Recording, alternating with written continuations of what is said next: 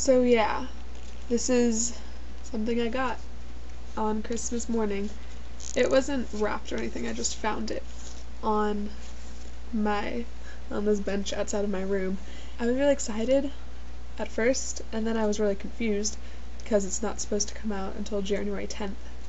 So I turned to the internet, of course, and learned about the whole leak of Barnes & Noble's pre-orders and how a bunch were sent out. So I got one. I didn't really feel good about reading it right then, because the whole reason John was so upset about this, and a lot of people, was, one, they didn't want any spoilers out, and of course I'm not going to spoil it for anyone, but two, apparently a lot of effort went into making sure that everyone could read it at the same time, and I really respected that. So I've decided I'm not going to read it until my birthday, which is January 6th, which is 4 days before its release, which I think is perfectly acceptable.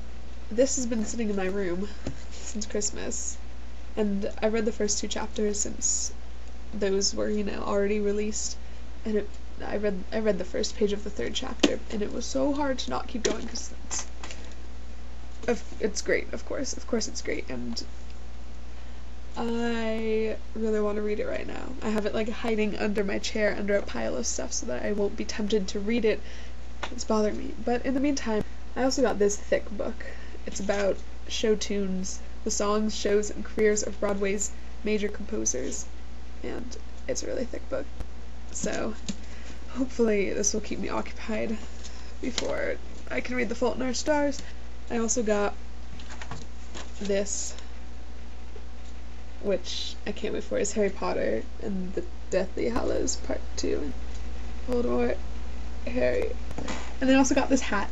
The tradition in my family is for Christmas Eve to be the big family celebration where all of my family from my mom's side, who live near me, we're all here, and it was great. Christmas Eve we first spent at my aunt's house to watch the 49ers football team play, and then we came to my house and we had a hot pot dinner, or dabinlo, which is a Chinese way of eating, and I have a video of it here.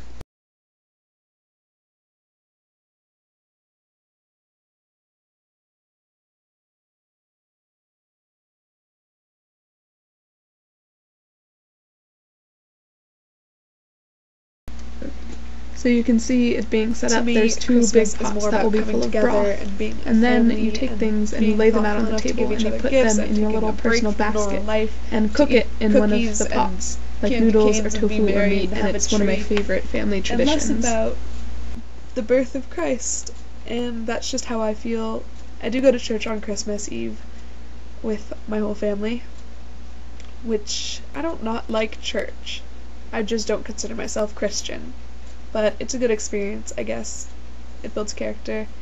I'm trying not to be flippant about this, but church is just not a big part of my life, which I know is different for some of you out there. Can't wait to hear about your guys' Christmases, and see you all.